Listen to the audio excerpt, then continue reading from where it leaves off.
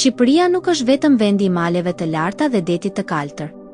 Mes pyjeve të dëndura dhe kodrave të vetmuara, fshihen mure që I kanë mbjetuar shekujve. Manastire që ruajnë histori dasmash mbretërore, legjenda shenjtorësh dhe arkitekturë që të lë pa frym. Sot do të vizitojmë 10 manastiret më mahnitëse të vendit tonë. Disa janë renoja mistike, disa qendra pelegrinazhi, por secili prej tyre është një thesari I Shqipërisë.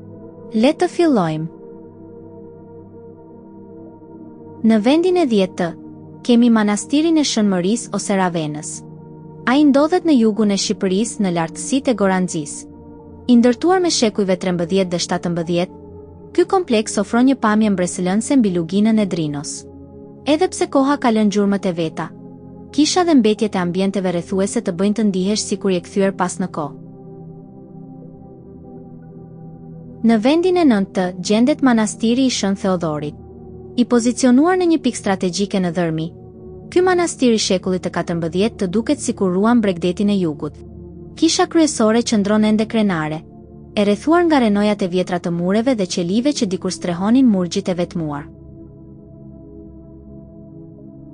Në vendin e 8 ndodhet manastiri I Qepos në rrethin e Gjirokastrës. Ky manastir I shekullit të 14, I ndërtuar mbi një pllaj kodrinore, është një nga pikat më strategjike dhe historike të luginës. Ai njihet jo vetëm për vlerat arkitekturore, por edhe si një qendër e rëndësishme ku janë mbajtur kuvende historike që kanë përcaktuar fatet e zonës. Në vendin e 7 kemi manastirin e Shënmërisë në Krorës. Nëse kërkoni izolim total, Shënmëria e Krorës është vendi I duhur. Ky kompleks I shekullit të 14 është sa I dëmtuar, aq edhe piktoresk. I fshehur mes malit dhe detit në Sarandë, është një nga vendet më të vështira për t'u arritur në këmbë. Në vendin e 6 gjendet manastiri I Shën Gjergjit në Sarandë. I ndërtuar në shekullin e 14 mbi një kodër dominuese pranë rrugës për në Ksamil, ky manastir shërben si një ballkon natyror mbi detin jon.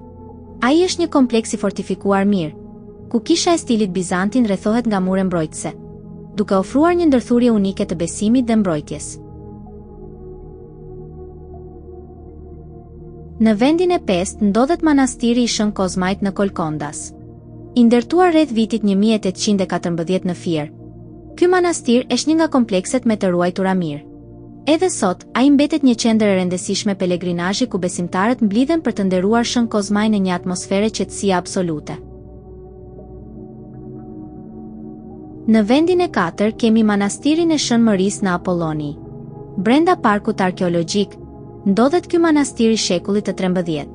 Kisha e tij bazilikale është një kryevepër arkitekturore, ndërsa ambientet rrethuese sot I shërbejnë muzeut, duke bashkuar historinë pagane me atë kristiane në një vend të vetëm.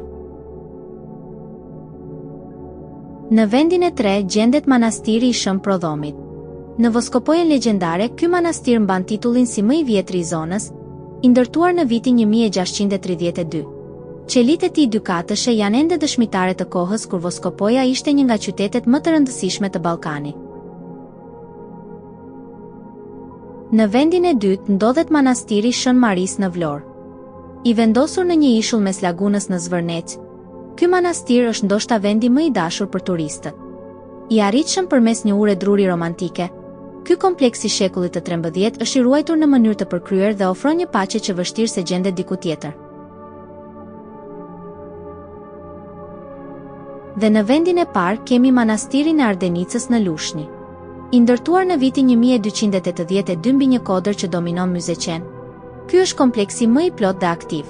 Por ajo që e bën të pavdekshëm në histori është fakti se këtu në vitin 1451, heroi ynë kombëtar Gjergj Kastrioti Skënderbeu vuri kuror me Donikën. Këto ishin 10 manastire që jo vetëm kanë sfiduar kohën, por mbeten dëshmitarët më të gjallë të shpirtit dhe historisë sonë. Secili prej tyre mbart një pjesë të identitetit ton që meriton të vizitohet dhe të mbrohet.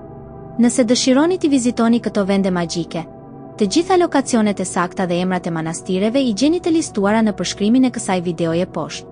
Po ju, cilin prej tyre keni vizituar apo keni në plan ta shihni së shpejti? Na shkruani në komente. Nëse ju pëlqeu ky udhëtim në historinë e Shqipërisë, mos harroni të bëni like dhe subscribe për më shumë video top 10 rreth vendit ton të mrekullueshëm. Faleminderit që na ndoqët dhe shihemi në destinacionin e radhës.